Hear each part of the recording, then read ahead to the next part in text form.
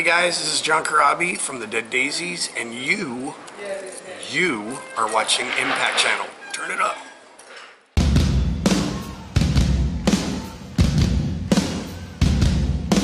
Everybody standing out of your chair. Let me hear you shout, put your hands in the air.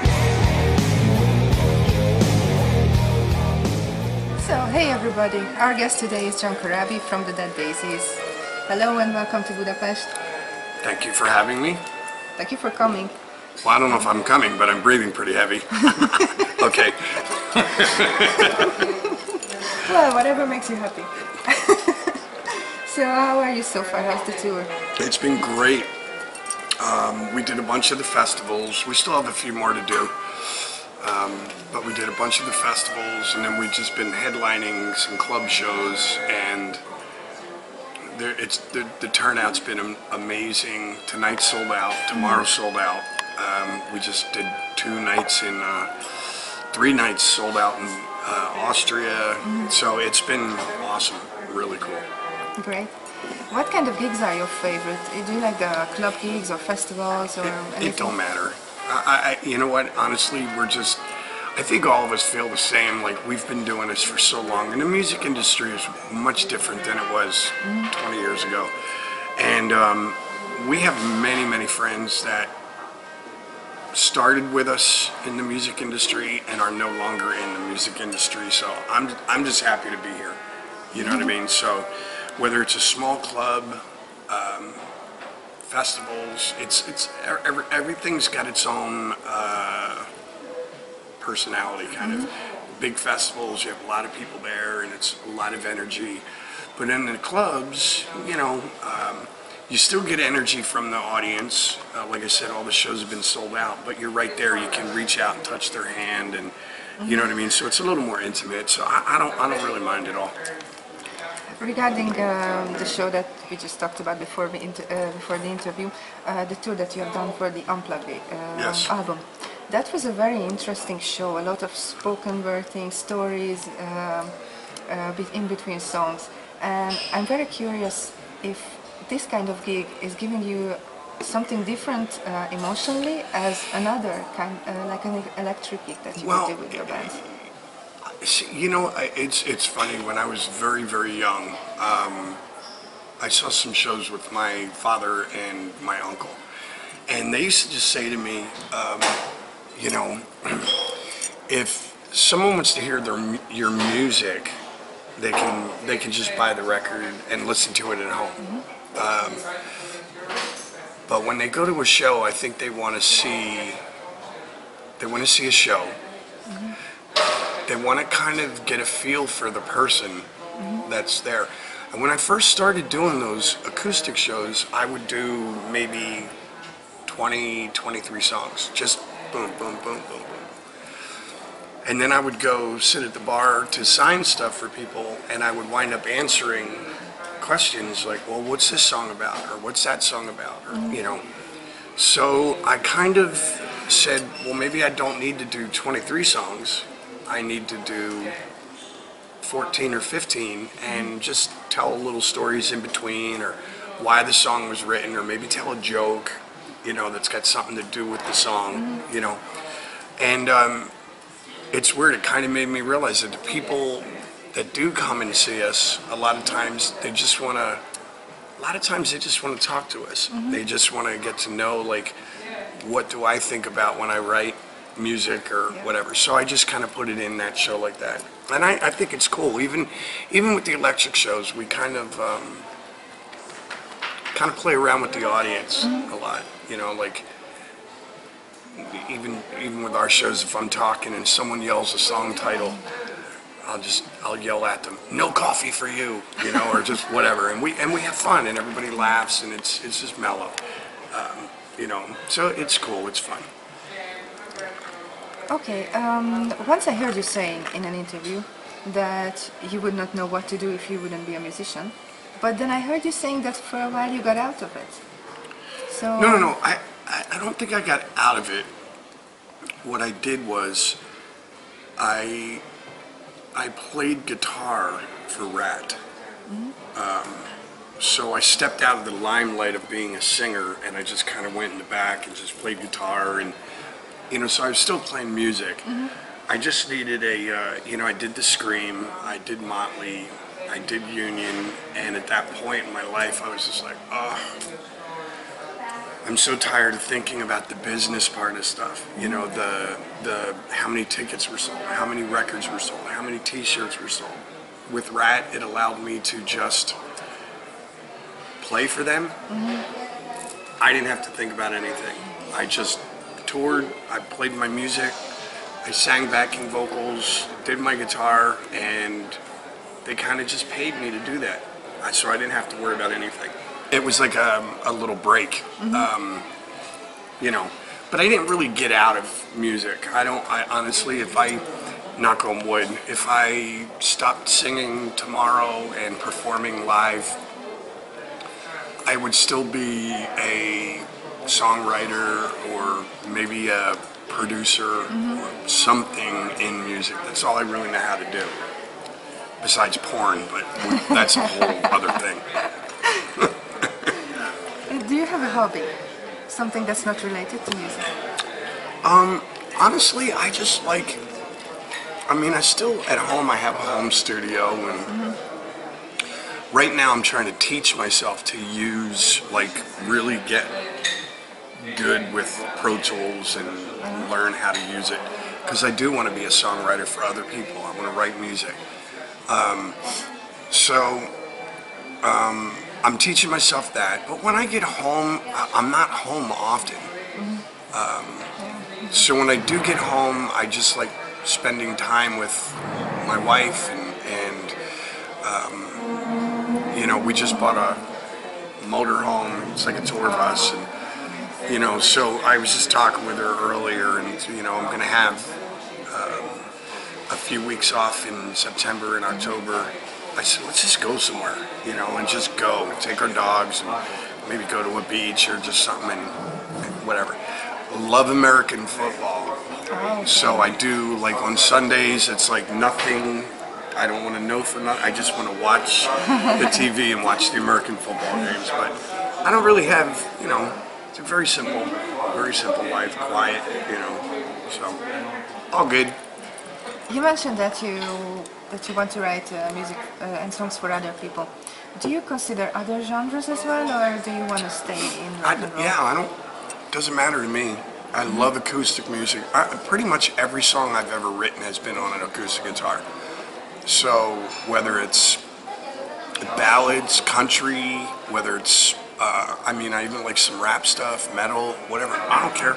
I'll write for anybody, so I do want to get into that. I do have a couple co-writes on, like some Bruce Kulick records, Ratt.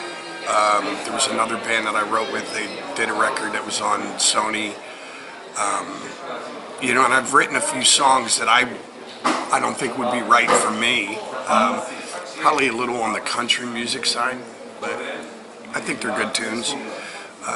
So we'll see. Maybe it's just, I'm buying little things at my house, like a keyboard, and getting everything together. So I just want to, I have a couple months off, just sitting in my room and play and just write. Whatever comes into my head, write it, record it, and save it. Somebody maybe will need a song at some point, so. Okay, that sounds good. Yeah. So, what do you think your music career has taught you that you would not have got in your life if you would not have become a musician? I'll tell you, it was funny. Being in Mötley Crüe really made me value friends and family. When I was in the band, everybody wanted me to come to the parties. Everybody wanted to go with me to parties. And then when I didn't have the gig, people were giving me free guitars and free this and free that. And then as soon as I didn't have that gig anymore, it was like I had a plague, So I learned, because the people that were with me before Mötley, my friends, and that were with me after Mötley, I kind of went, oh, okay, that's a really good friend. Like, they're still here. They were there before, and they're still here. And, you know, so I think I just learned the value of friendship, loyalty, family, you know what I mean? That I probably wouldn't have learned in a regular job. Yeah, Because I didn't have that really high to see all these people come out of the woodwork, you know what I mean? Like, whatever, like little ants or roaches, you know what I mean? So I think that's the main thing. And what is it that you are the most grateful for? That. Yeah. Same thing. You know what I mean? Because now I don't, you know, all the stuff with the Daisies, you know, the Daisies are really picking up a lot of momentum and doing really well. But I just kind of, you know, I learned with Motley, like, people offer me guitars now, I go, no, I'll pay. I'll pay you. Give me a good deal, but I'll pay. You know, I don't take anything from anybody. I pay my way. And, you know, so I think that's probably still the one thing that carries over still to this day. So, Yeah, it's a good lesson. Yeah, that's what I was going to say. It's a hard lesson to learn, but it was hard. It was very hard. I guess. Yeah, that year, the year after being in Motley Crue was very difficult. But I learned and I coped with it, and life is good still, you know. I have I have a beautiful wife. I have 2 great kids. My career's still going. I've got my health. You know what I mean? What more could I'm in Hungary being interviewed by Buttercup. What could I ask for? Nice to hear. What do you think of religions in general? I think if whatever God you believe in, it could be a tree.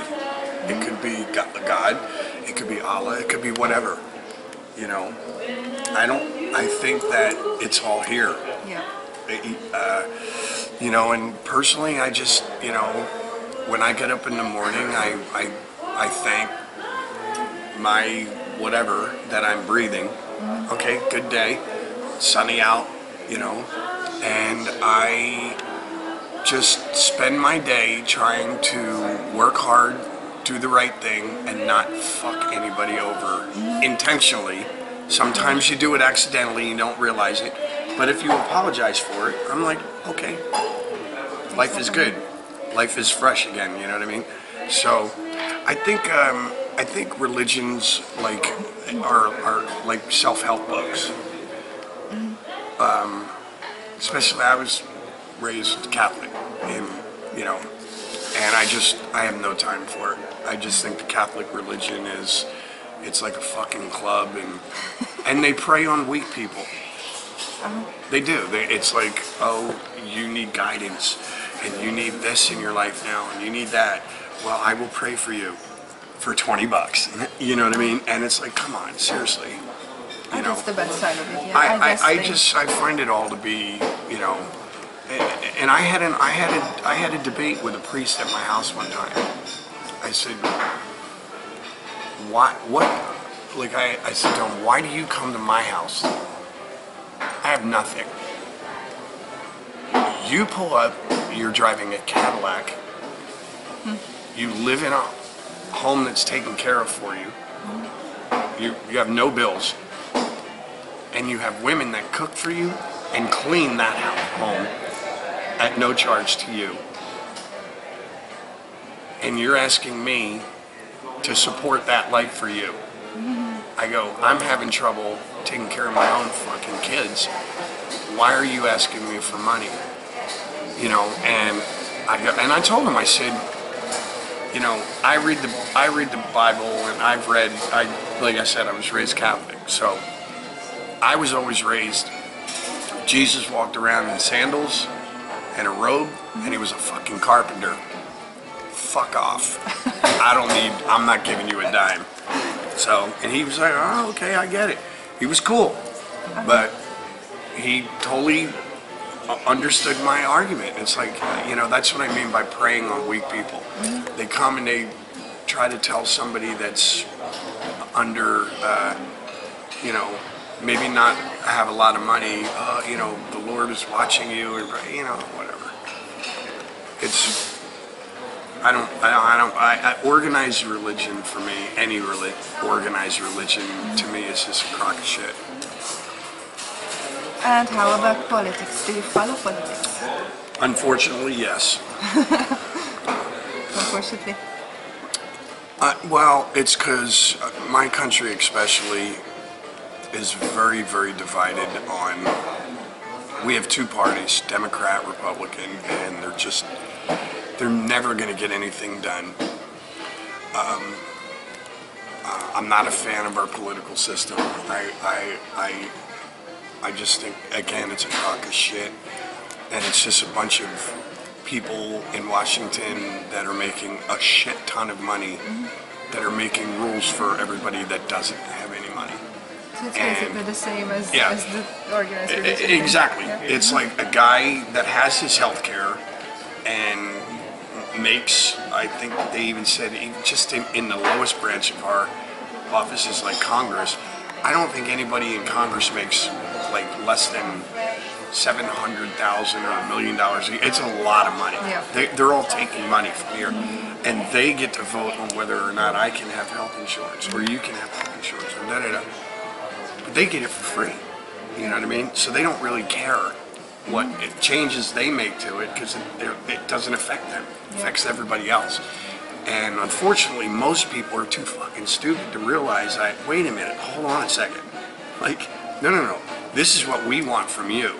If everybody got together and said, we put you in office, this is what we want, you got to figure out a way to give it to us, or you're out. You're never going to be back again. Things would be a little different. But in the meantime, I just think America's, you know, we're still a young country though, so we're figuring it out. Yeah. It is a great country, but we're young. We're like the adolescent teenager that knows everything. So. Speaking of teenagers, if you would meet your 14-year-old self, what would you tell? Stay in the school. boy? Yeah? Yeah, I mean, I quit school in 10th grade, so I never even finished high school. I do, now that I'm a father and I have kids, and, you know, my daughter's got kids, you know, I'm like, I probably should have, you know, stayed in school, got a little wiser with this or a little wiser with that. I'm not stupid.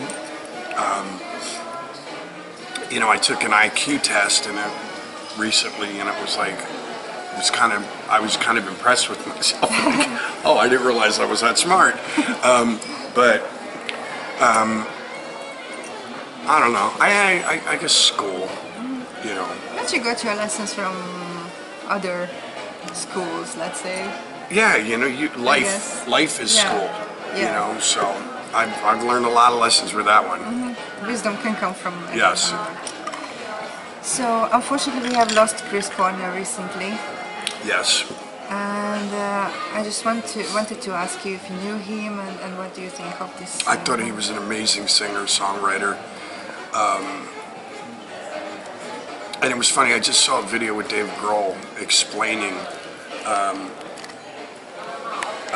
Chris Cornell, and it was funny because he pegged it, because I've been saying it for years, like Chris Cornell was able to take the power of Sabbath and mix it with the melodies of like the Beatles.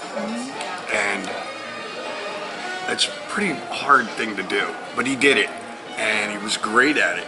Amazing voice, and just, it was very shocking, just the last person you would think of that would be, you know, whatever. And I hope, you know, for his family's sake, I hope that they figure out or look into it a little more and just try to give the family a little peace, so that they can finally say it wasn't a suicide, it was an accident or whatever. Just even if it was an accidentally mixing something that he shouldn't have mixed, you know what I mean? At least, you know, the suicide thing, I think it's kind of tearing his family up a little bit. But David, our guitar player, who is the founder of the band, actually had a family emergency and had to fly back to Sydney, so he's not finishing the rest of this European part of the tour. So we have buddy Yogi Lonich is out with us, who played with Buck Cherry, but he played for the last 4 or 5 years. He played with Chris Cornell in his solo band, and yeah, we were just talking about this. We were just talking about this the other day. So I unfortunately have to go. I'm being summoned by my manager, so gotta go do the gig. See you guys at the show. Thank you for everything. See ya.